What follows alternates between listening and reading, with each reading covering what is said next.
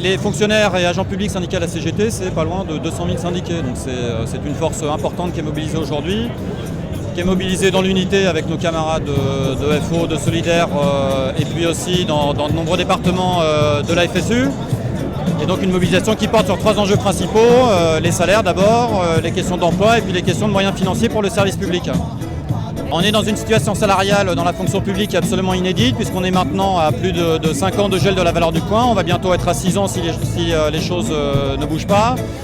C'est près de 8% de perte de la valeur du point, aggravé par l'augmentation des cotisations retraite. Donc c'est vraiment une situation extrêmement préoccupante qui ne peut pas durer.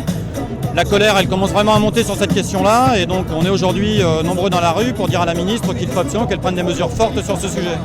À ce stade, la ministre a parlé de mesures symboliques. Ce qui est intéressant, c'est que ça veut quand même dire qu'elle a déjà intégré qu'il n'était pas possible de continuer à geler le point d'indice. Donc on considère que c'est une première avancée à mettre au crédit de la lutte syndicale. Et donc maintenant le sujet, c'est qu'il faut qu'on soit nombreux à se mobiliser aujourd'hui et puis sans doute dans les semaines qui viennent pour amener la ministre à prendre des mesures fortes qui s'imposent.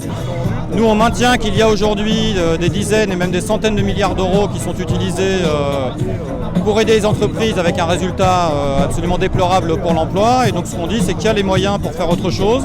On peut tout à fait réorienter une partie de ces moyens publics pour augmenter les fonctionnaires agents publics. Ça sera bon pour les services publics, ça sera aussi bon pour la consommation et donc bon pour l'économie.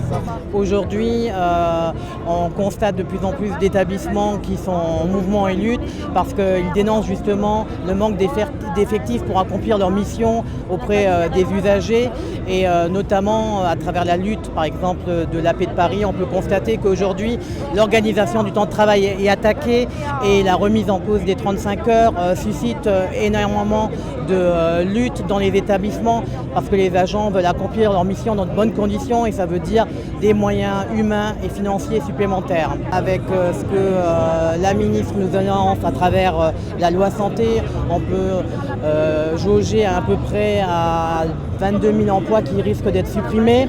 Et donc aujourd'hui, dans la rue, nous revendiquons des emplois.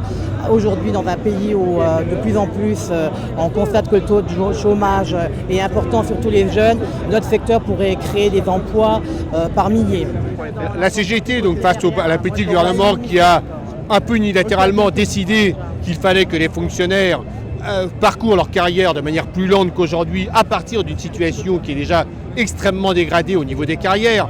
Je donne juste un exemple, il y a 20 ans, on recrutait un cadre de catégorie A, un bac plus 3 à 60% au-dessus du SMIC. Aujourd'hui, le même cadre est recruté à bac plus 5, mais 10% au-dessus du SMIC. Donc je donne cet exemple pour bien comprendre que la CGT ne peut pas être favorable à de nouveaux dispositifs qui viendraient encore ralentir le déroulement de carrière des agents qui est déjà plus ou moins laminé. Et donc ce dispositif que le gouvernement souhaite imposer dès l'année 2016, la CGT fait en œuvre qu'il ne soit pas imposé, car au contraire, elle pense, la CGT, qu'il faut aujourd'hui redonner de l'amplitude aux carrières des agents et leur permettre d'avoir au minimum une amplitude de carrière garantie de 1 à 2 sur une carrière complète. La CGT, elle pense que le statut général des fonctionnaires qui a été mis en place à la Libération et dont le socle a été renouvelé en 1983 est toujours moderne, toujours d'actualité et c'est ce qu'il faut parce que ce statut général est en fait une protection pour le citoyen. C'est avant tout ce qu'il faut comprendre. Ça permet aux fonctionnaires d'exercer ses missions publiques de manière neutre et impartiale. Et ça, nous constatons que là aussi, ce statut petit à petit est attaqué, on essaie de le remettre en cause, on essaie de nous dire que tout ça ne sont que des privilèges. La CGT y est absolument hostile, elle considère qu'il faut au contraire renforcer le statut général comme avant tout une garantie pour les citoyens d'un service public impartial et juste. L'important c'est de soutenir des salariés qui sont mobilisés pour l'augmentation de leur salaire, pour la défense des services publics, pour leurs conditions de travail, donc c'est ça qui est important. C'est important aussi de valider une démarche unitaire qui grandit dans les services publics, puisqu'il y a plusieurs organisations syndicales qui sont présentes aujourd'hui, donc il y a besoin que ce mouvement s'élargisse et prenne plus d'ampleur.